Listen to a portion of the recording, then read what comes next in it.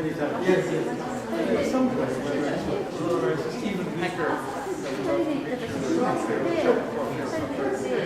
後に分かれて置いて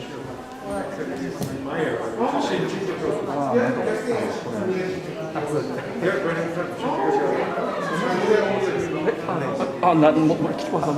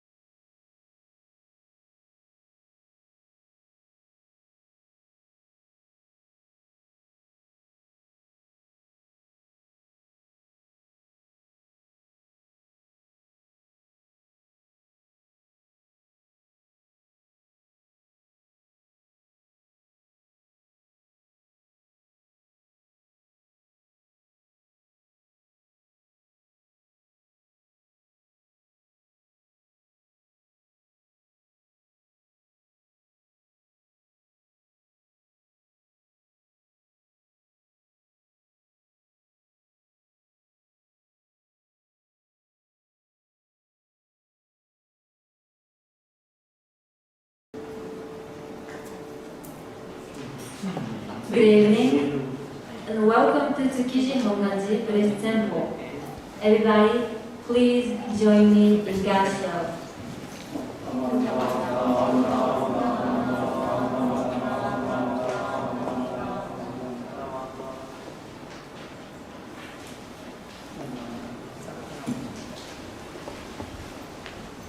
Thank you so much for coming to the Saturday English service. Today, we'll be observing Gotan-e, which celebrates the birth of Shinran Shonin. And please note that this service is being broadcasting on YouTube.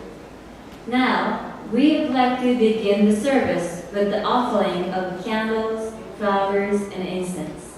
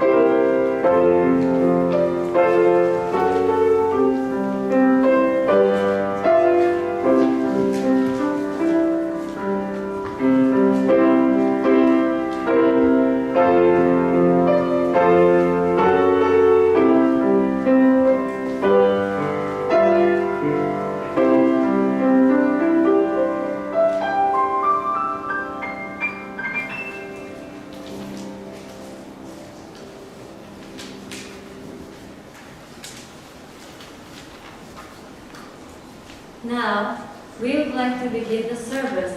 We will chant the sutra, Junirai. Please turn to page 27 of the Red Service Book.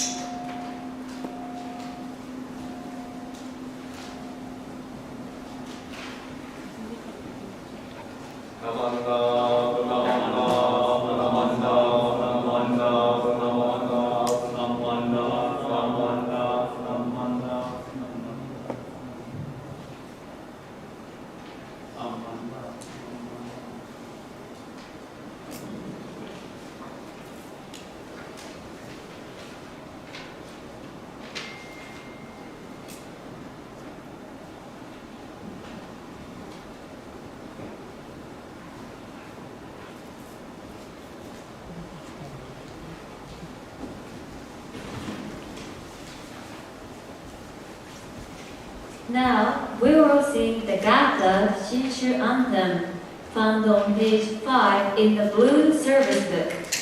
Congregation, please stand up.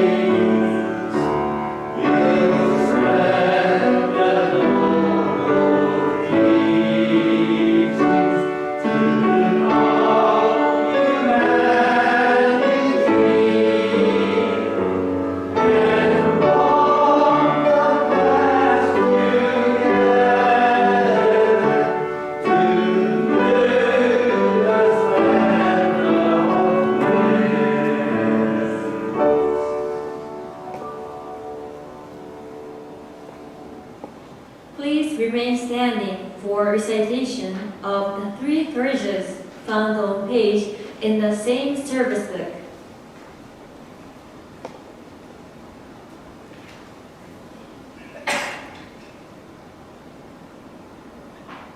The 3 treasures. Difficult is it to receive a human form? No, we're living it. Difficult is it to hear the Dharma of the Buddha? No, we hear it. If we do not cross over to the truth and the present life, in what life shall we cross over? Let us, with sincerity and true reverence, take refuge in the 3 treasures of the truth. I take refuge in the Buddha. May we, together with all sentient beings, awaken to the great way of enlightenment and to the unsurpassed of the Buddha. I take refuge in the Dharma.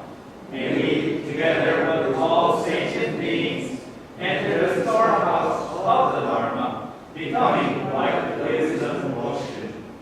I take refuge in the Sangha.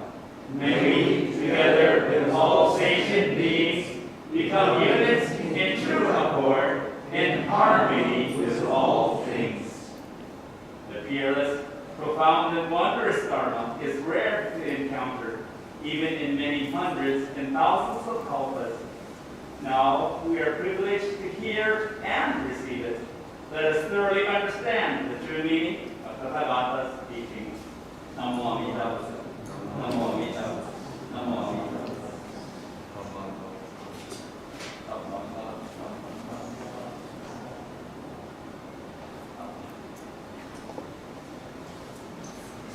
Please be seated. And please wait for a moment while we are clearing the offerings.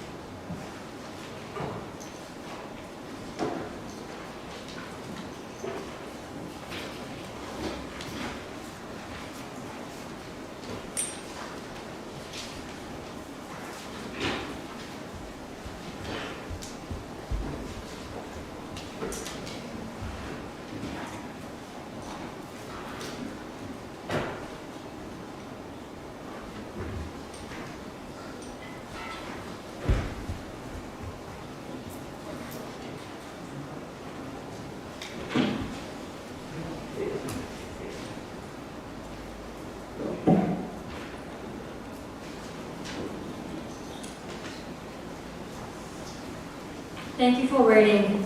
This evening, we are so happy to have Reverend Dr. Kenneth TANAKA, Professor Emeritus of Musashino University, as our guest speaker. Tanaka Sensei will talk on the strengths to suffer in the face of difficulties, comprehension power, acceptance power, and the power of the original vow. I am so glad to introduce Tanaka Sensei to you.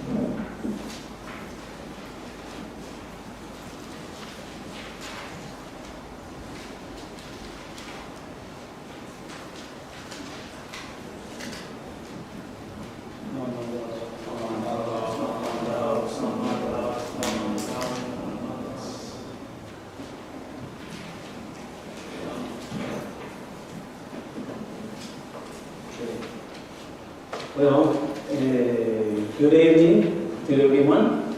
Good to see many of you, some of whom I haven't seen for a little while. We're not quite back to the usual, but we're getting closer.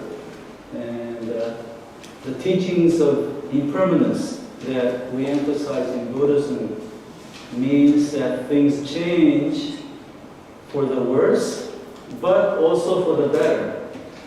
And that this pandemic will be over. So let's, have hope and move forward. That is the way we look at, our lives through the teachings. We see things correctly as espoused by the Buddha and Shinran Shonin, and then take that in and nurture that in ourselves to develop strength, and then move forward so today I want to share with you some thoughts about how to deal with difficulties. And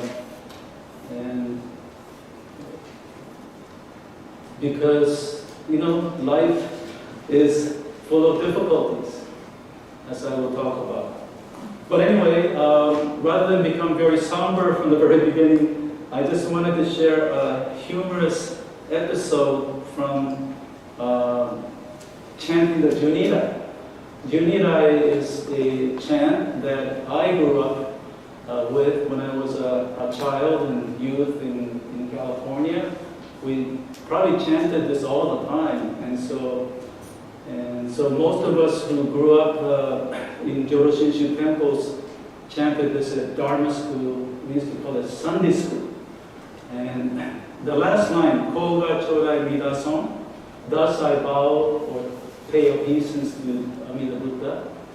Well, I had a friend who was a sansei, a third generation, a little bit older than myself, and he told me one time that the reason why he went to the church, the temple, was that whenever he went there, he got candy. And then chanting Junirai, he realized that it was part of the religion. So, but his Japanese was not very good, so he understood Kogai Chodai Mida Song as meaning Chodai Chodai Kudasai.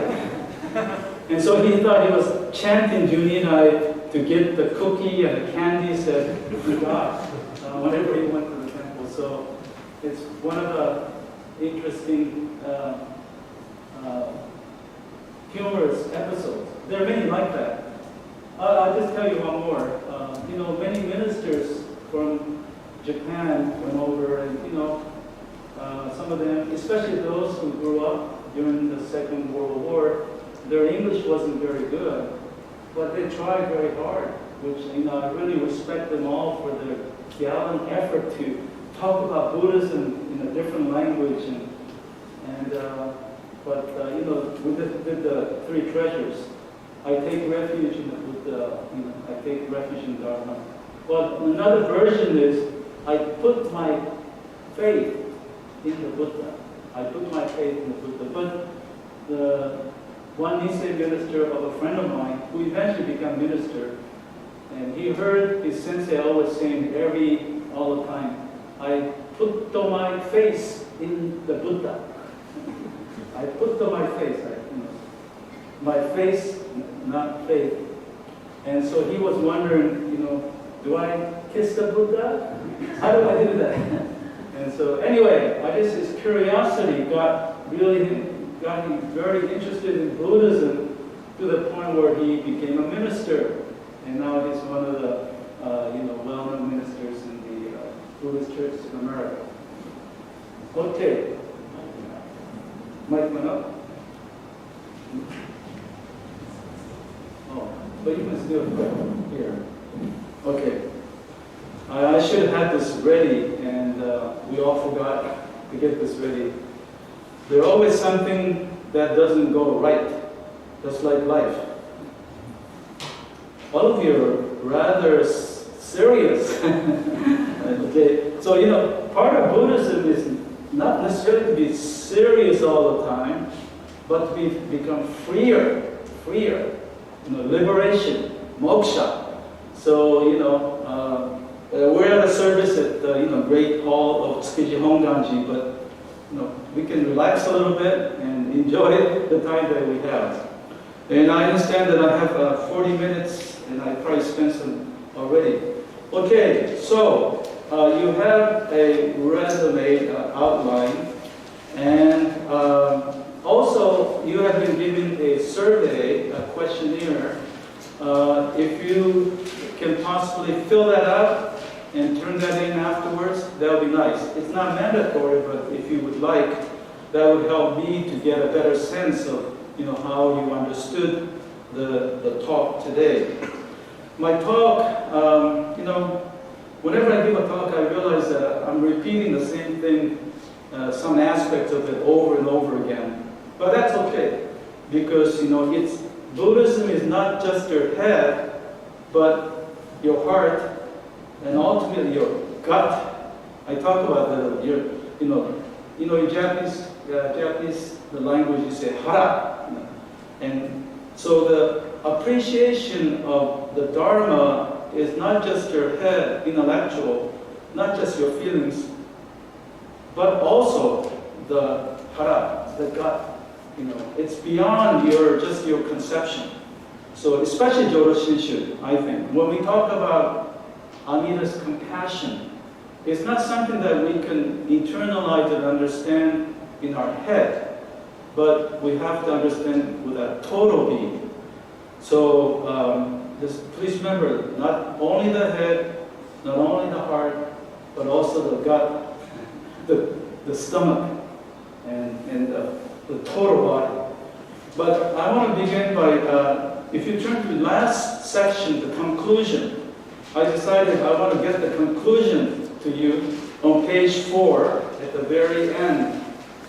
So I'm going to ask you to participate. Well, maybe is it okay to just say, read quietly together with me the conclusion part. Okay? So number 5, conclusion. For our spiritual well-being, it's important to be able to face up to our difficulties. However, that requires our strength. This actually should be singular, strength, not strengths. 2, 1, understand life correctly. Second, to nurture the strength to accept the difficulties. By doing so, we can lessen our suffering. The difficulties and suffering are not the same. This is important. Difficulties and suffering are not the same. So, with the Buddhist teachings, the former, the difficulties, will not automatically lead to the latter, suffering. However, for a more complete inner peace of Shinjin, we must realize our limitations to discover that we are already embraced in the circle of Amida's working of the power of the original vow. So that's the summary of what I want to say. And so if you can keep that in mind, and I'll try to share what I said in the conclusion. Okay. Now, the first page, if you look at 1C, I want to go to that first. And so the topic is the strength to face up to difficulties, the strength of correct understanding, the strength of acceptance, and the power of original vow. Correct? Understanding.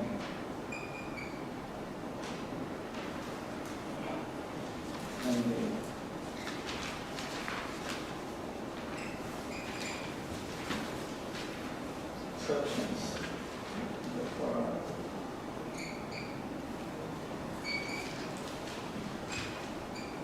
So in order to face up to our difficulties, we need 3, I wish to talk about 3 dimensions. So, strength of acceptance. But here is, we'll use the word power of original vow. Actually, I changed my original title that I had submitted earlier. As you can see, I crossed it out and used a different English. But essentially, the content is the same. Content is the same. So, Buddhism and Jodo Shinshu too is not a religion of belief only. It's also religion, I say it's a religion of awakening. Awakening through nurturing ourselves and cultivating ourselves. Even Jodo Shinshu. Okay? So Jodo Shinshu has a kind of a reputation. It's devotional. It's just faith only. Recite the Nembutsu only. It's not only those. I believe that there's more to it, and that is exemplified by Shinran Shonin in his life. So the first two is, is something that we try to cultivate, and that cultivation is important in order to fully appreciate the power of original vow, which, according to Shinran Shonin, this is the essence of his conclusion. But he went through the stages. You can call these, doctrinally, you can call it the 19th vow and 20th vow.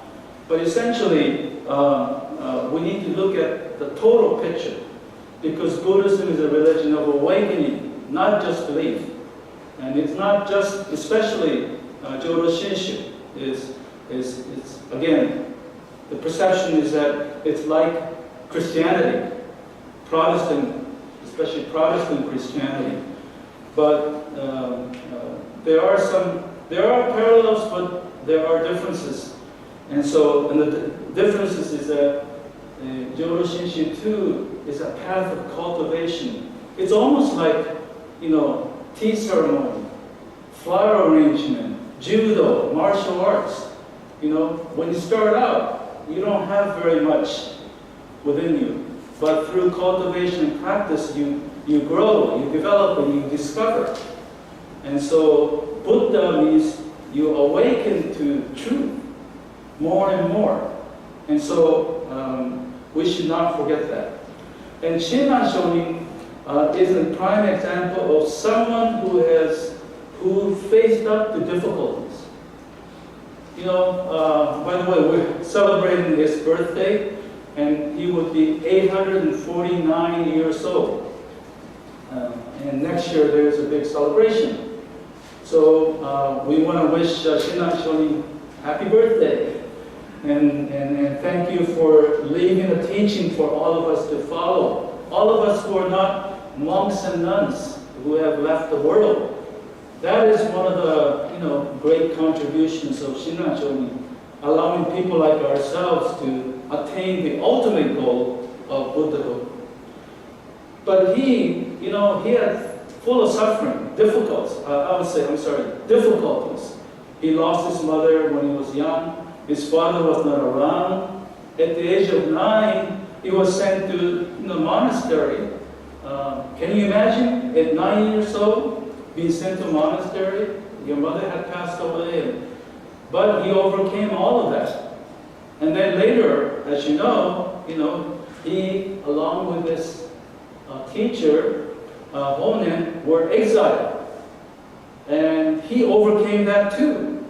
And he turned that around. He turned the difficulty in as an opportunity for him to develop his teaching for the ordinary people and to preach the teachings in a faraway actually Kanto was like a hinterland, more the countryside.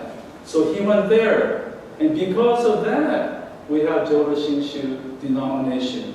If he had gone back to Kyoto, he probably would have done well as a scholar monk, but he probably would not have cultivated a following like he did. It was the Kanto people who formed the core, the disciples, who eventually led to his supported him as a religious teacher.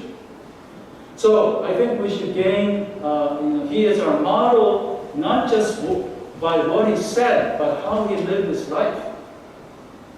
And he lived till the age of 90. It's amazing. I think about it now. I'm 74 now, and back then, he was writing till he was, well into his 80s. Enormous strength and power that he received, and I believe because of his commitment to the path.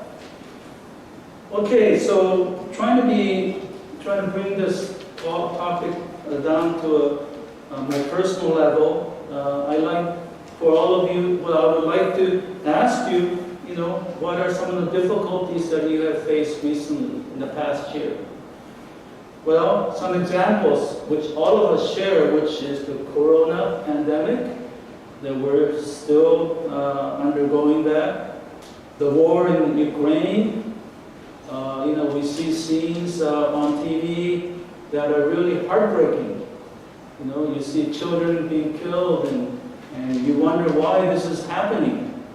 And then aging, illness, death continues to be part of our lives all the time. I'm sure that within the past year, you have lost someone close to you, or have found someone close to you become seriously ill. That's what Buddha said. Life is filled with these happenings. I personally have lost, in the last 2 months actually, 3 people, my close, 1 or 2 were quite close, another person very close, my age. They were healthy, and they passed away suddenly. And they were all a bit younger than you too, 2 or 3 years younger.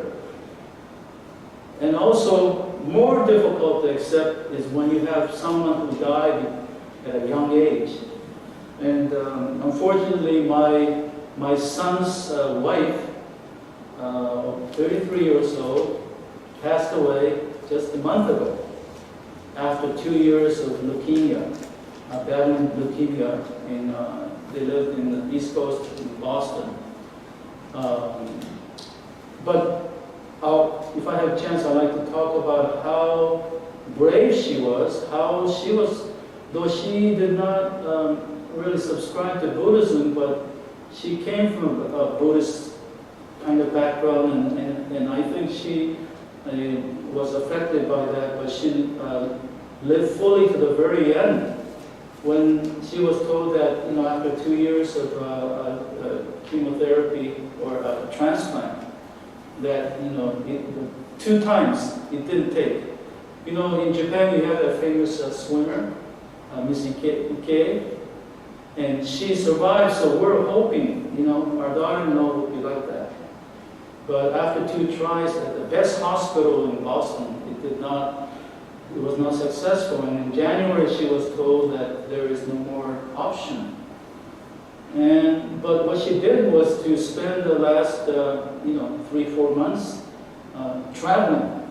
She went to Iceland, she went to Italy, and then a day before she passed away in New York, she was in the Caribbean, vacationing. And so I think that she left a lot of her friends, and especially my son, with a message that despite the difficulty, she of course suffered, but suffered in a way that she gave people hope and a sense that though life is full of difficulties, that she, as I have say here, a strength to face up to. Okay, so all of us, experience difficulties, and so what we can do and should do is are 3 ways. One is the strength to correctly understand how life is. So for that, I often talk about the 4 marks of existence, which is on page 2, which express in a very ordinary way. The Buddhist view is that life is a bumpy road, And the instinctual non-Buddhist view is life should be smooth. And whether we admit it or not, we have a fundamental instinctual inclination to think that life should be smooth. Life should go our way. We may deny it, but we have that fundamental desire. But Buddhism says, no, it ain't like that, Unfortunately, it's not like that. Life is a bumpy road. It doesn't go your way. I think we all understand that in our head, but it's difficult. Well, for us, when we experience our daughter-in-law's death, I asked too, why? 33 years old, she worked for others, she was a social justice, just like my son, involved in social justice and helping the poor and full of life. Why? Why does bad things happen to good people? But that, I realized that's the way it is. Some live till 90 like Shinran Shonin, and others 33, and others even younger. Like I'm sure you all heard about the shootings in Texas, in America. So life is a bumpy road, and well, I'll just state what the Buddha said. Second is life is interdependent. We often say because of interdependence we are grateful. Because of the farmers we have the food to eat, etc., etc. But the other aspect of interdependence is that we have no control. We don't have full control. We don't have full control even of our bodies. My daughter-in-law didn't have it. She tried her best. So that's the reality. But we want life, we think life should be mine. I should have control. But we don't. Third one is impermanence, which is, life is changed. Life is always changing. And when Corona hit 2 years ago, I know many of us, and including myself, initially I fought it. I said, why is this happening? It shouldn't happen this way. Life should be smooth and it should always be the same, especially when things are going well. So I had to remind myself, go back to my teachings and say, yep, life changes. Situation changes all the time. And then, however, it's important to realize that Buddhism talks a lot about dukkha, difficulty and suffering, but it does not end there. Ultimately, one comes to the realization that life can be great. Well, nirvana, awakening, shinjin. These are the awakenings and the realizations that people, past Buddhists, have come to realize, and that their lives became better than before. Maybe not perfect, not perfect where we can become fully awakened Buddhas in this life. In fact, Jodo Shinshin, we don't claim that we can become Buddhas in this life, but we can realize Shinjin. Shinjin is a form of awakening that all of us, even us, can come to realize. So, you take the Buddhist view, the acronym BIIG, and think big. And the opposite is SMAL, and don't think small. Well, actually, we can, sometimes, you can think small, but please note that if you think small, you will have more suffering. If you can think big, you'll have less suffering. That's your choice. And so in this respect, it is kind of philosophical. And, okay, so the next point is that the difference between difficulties and suffering. This goes to the very foundation of Buddhism. Okay?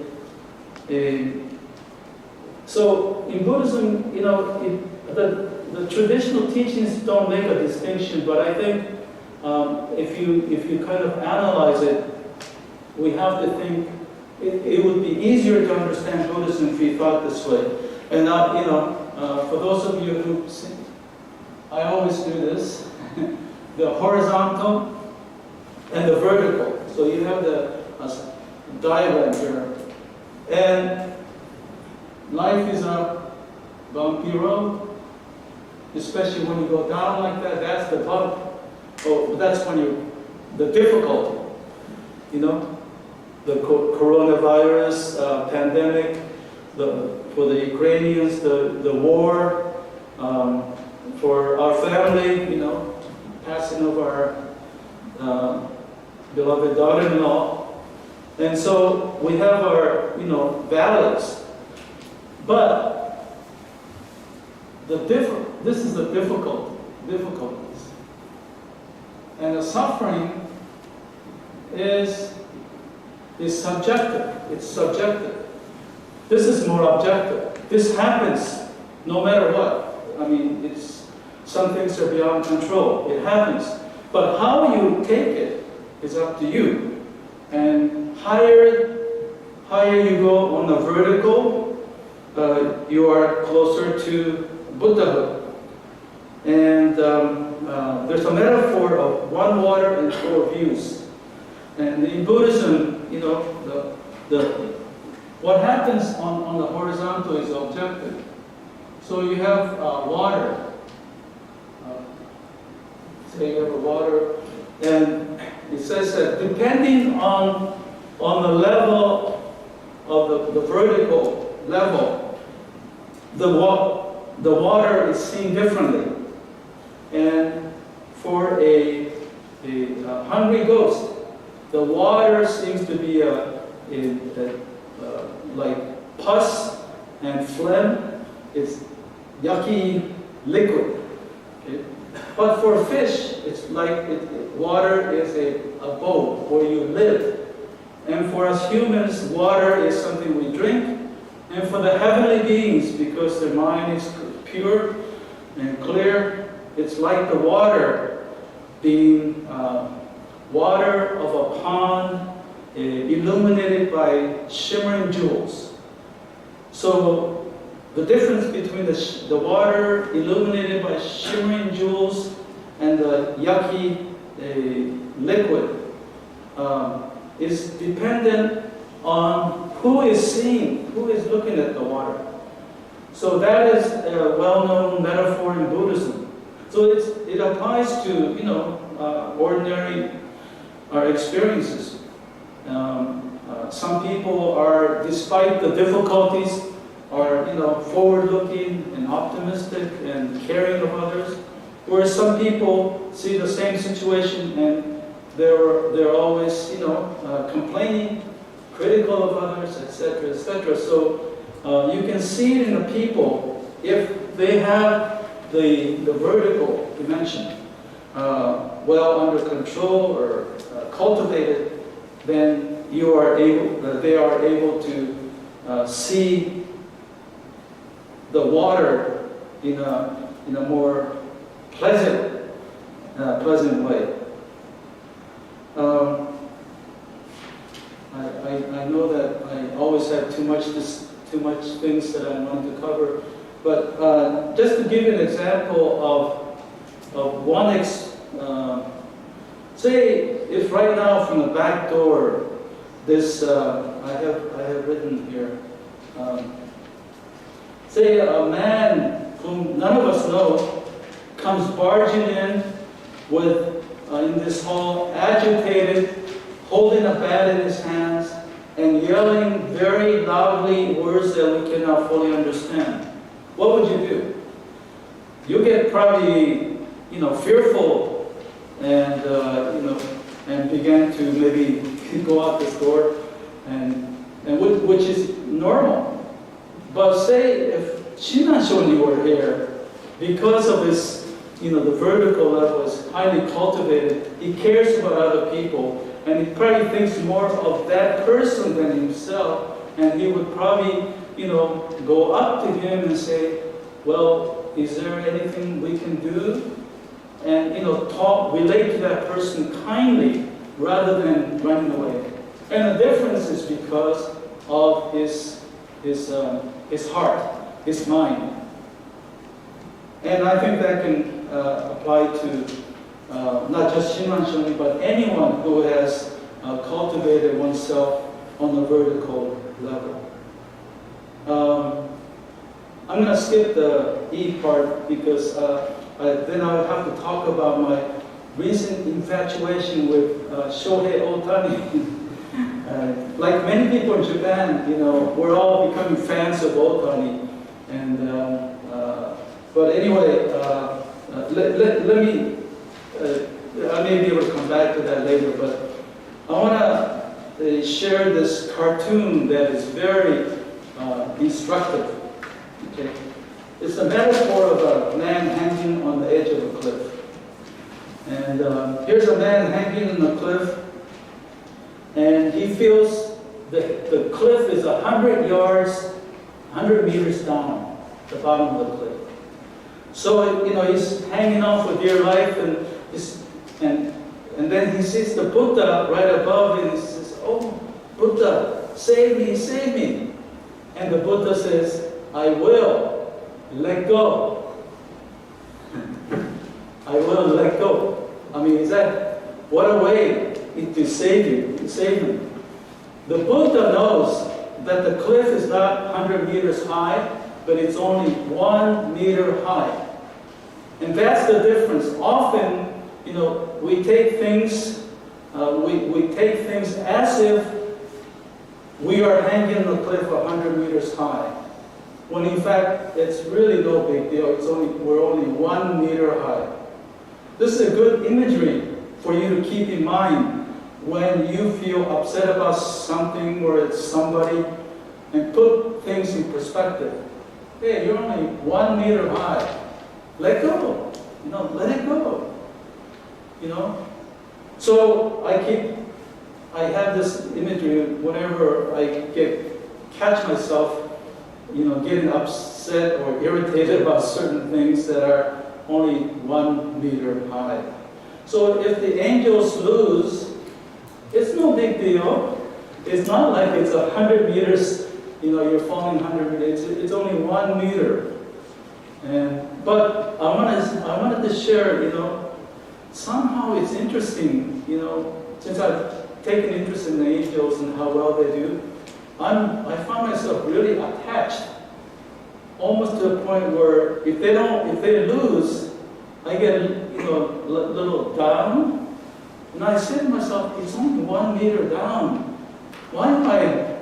But I think this goes to the heart of our fundamental nature, that we want things to go our way.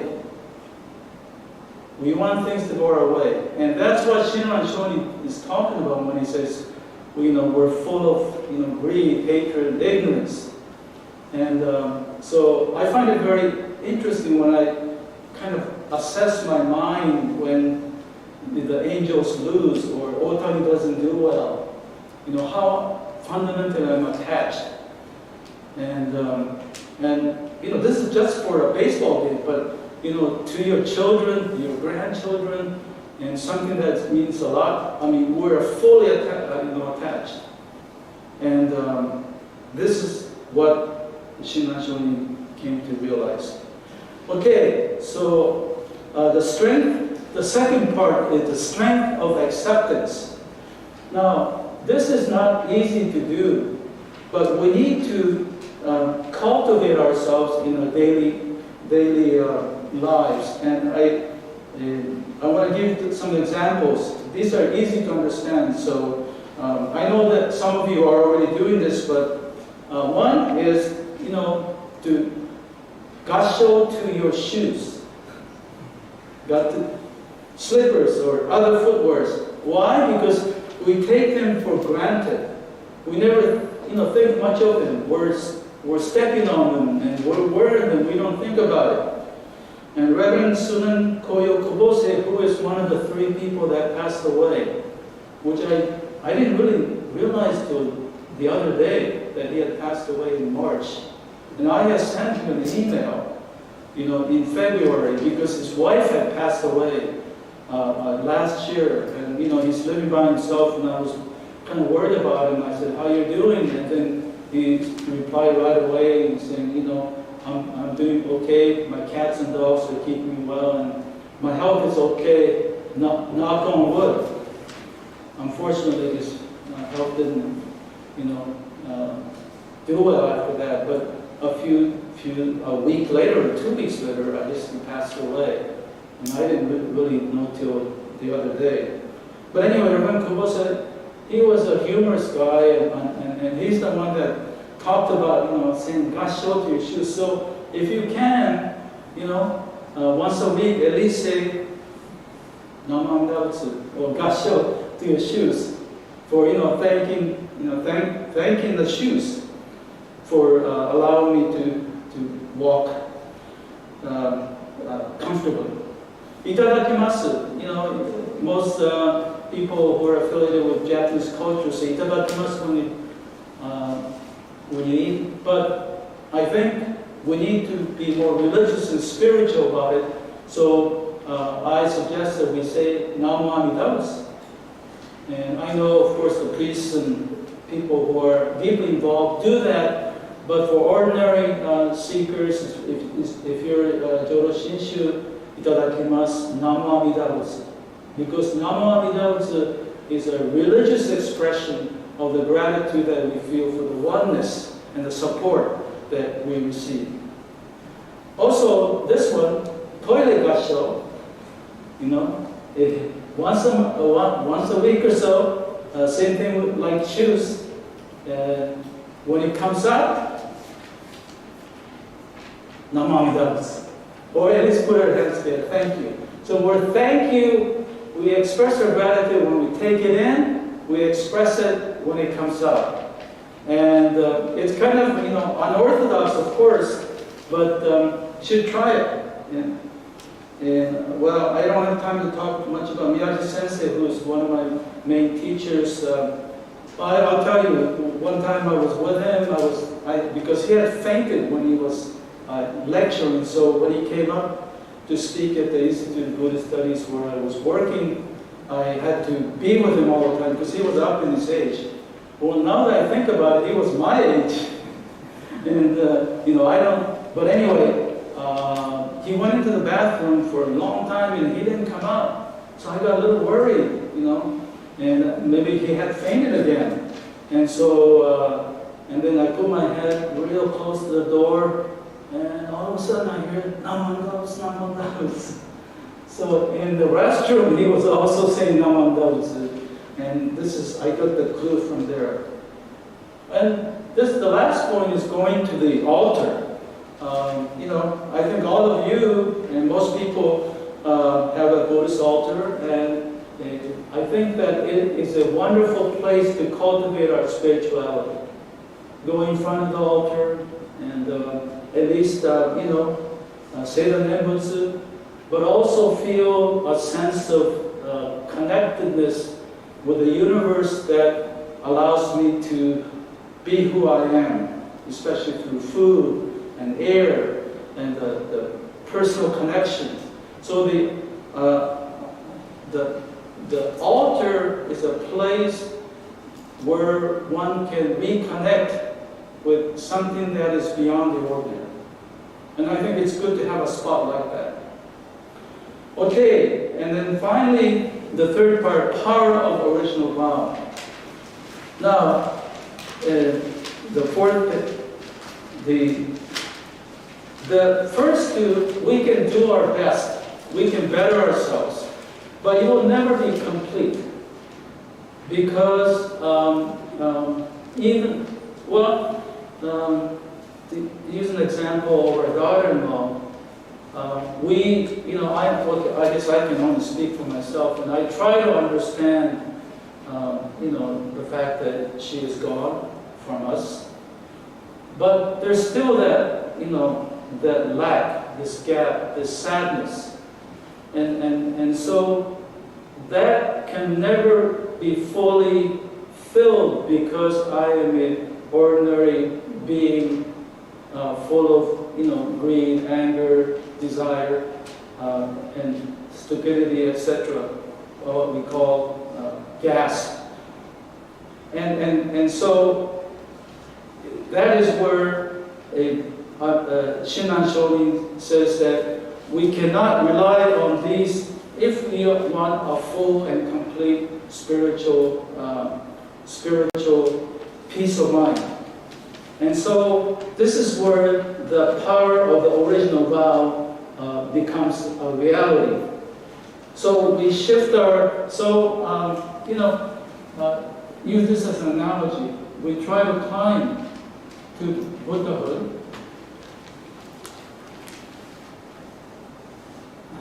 But we can never get there because of our limitations. But if we keep going up, looking this way, we can never be fulfilled. So the answer that Shinran Shonin has provided for us is that the gap that you find, which can never be filled with our strength, it's fine because the circle, and you have the circle here in your diagram. The circle which represent the primal vow, Amita's compassion, the oneness, whatever you want to call it, that embraces us, so we don't have to, through our own strength, climb all the way up.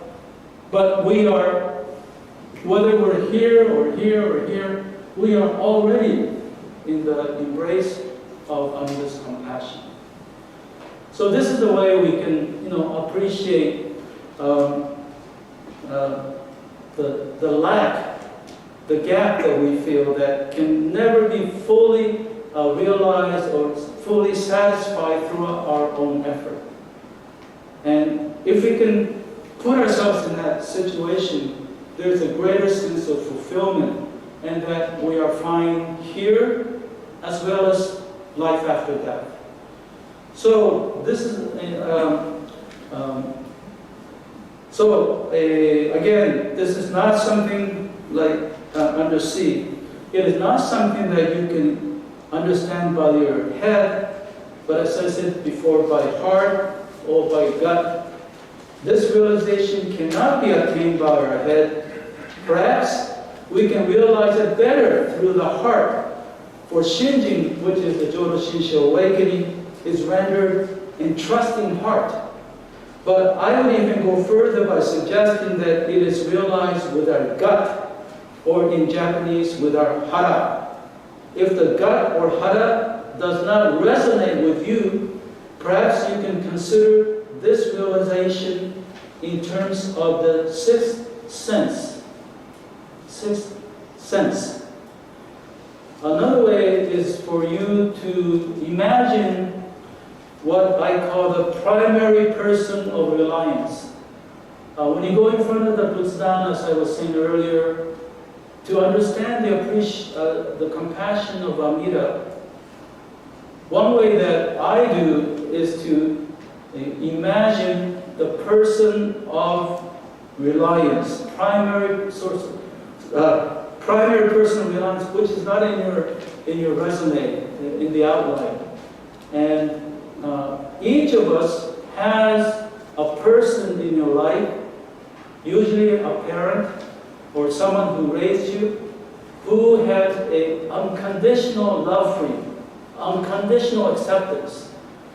And if you can imagine that person and the love and the compassion that that person provided for you, that would be a window to understand what Amida is all about. For me, it's my grandmother who raised me when I was young.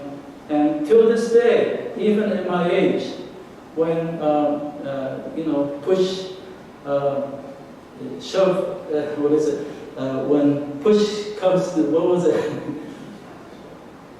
Yeah, push comes to shove, yeah. I imagine her. I imagine her because, I know that she had an unconditional acceptance of who I am. And it's through her that I better appreciate what Amida is all about. And every one of you should have someone like that if you go back in your life. Even if you feel like you don't, there is someone who made that possible. And so, but again, it's not just your head, but through the gut or the sixth sense or through the primary personal reliance. So again, conclusion. So we'll read this again. For spiritual well-being, it's important to be able to face up to our difficulties. However, that requires our strength to understand life correctly through the 4 marks that I talked about. Not the thinking big and not thinking small. And second, to nurture the strength to accept the difficulties. So the strength to accept the difficulties, you have to cultivate that through the ways that I talked about. Thanking your shoes and the toilet gassho, etc. If you can practice it and do it, in our daily lives, along with participating in services and studying and reading up on the teachings. By doing so, we can lessen our suffering. The difficulties and suffering are not the same. So this is another point that I emphasize. The difficulties and suffering are not the same. For the Buddha and Shinran Shonin, they are quite different. But for many of us, we just identify the two. So with the Buddhist teachings, the former will not automatically lead to the latter.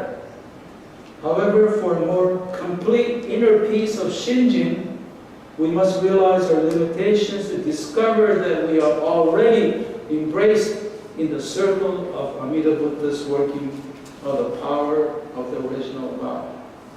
So, I think, at least for me, these are the thoughts that I had as we celebrate Shinran Shonin's birthday. And I hope that we all take this opportunity to revisit his teachings and practice it in our lives to make our lives better and make other people's lives better. Ultimately, we cannot just end with ourselves, but to share our wisdom and compassion that we feel with others.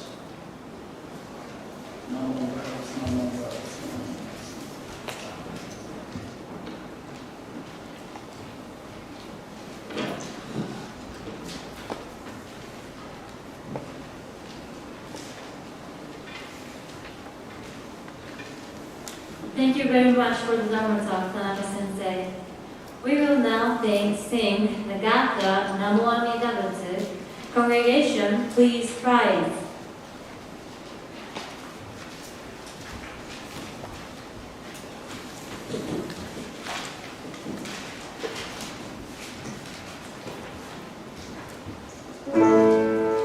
And it's on the page 6 in the blue service book.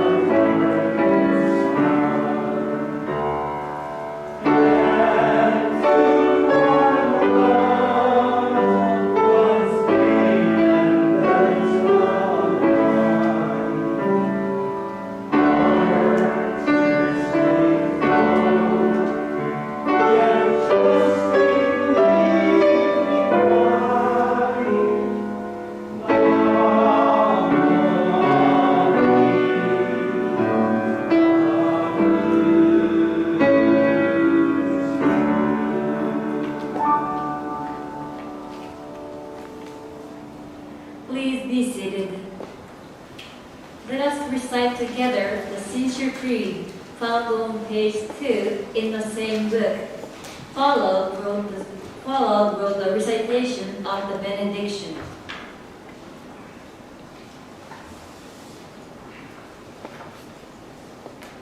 The Sincere Creed. We single-heartedly take refuge upon Tathagata Amitabha for the enlightenment in the life to come, abstaining from all sundry practices and teachings, and giving up the trust in our powerless self. We believe that the assurance of our rebirth comes at the very moment we are led to entrust upon the Buddha. We came from the name Namo Amitabha in happiness and thankfulness for the Buddha's great compassion. We also acknowledge gratefully the benign benevolence of our founder and the succeeding masters who have led us to believe in this profound teaching, and we do now endeavor to follow throughout our lives the way laid down for us. Amida Buddha surrounds all men and all forms of life with infinite light and light. Particularly does the Buddha send forth loving thoughts to those in suffering and sorrow, to all those in doubt and ignorance, to all who are striving to attain truth, and to those whose feet are standing close to the great change men call death. Amida Buddha sends forth oceans of wisdom and compassion. Namo Amida Buddha. Namo Amida Buddha. Namo Amida Buddha.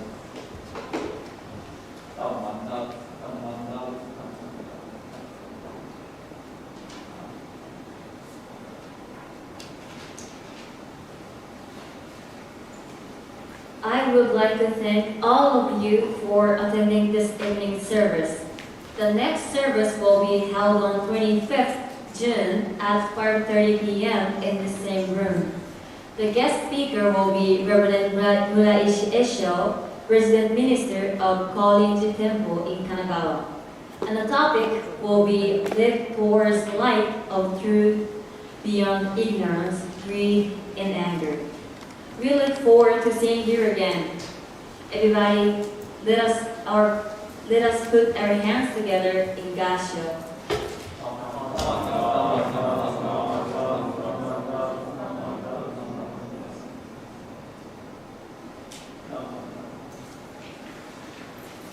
Please feel free to come forward to offer an incense. Once again, thank you so much for coming to tonight's service.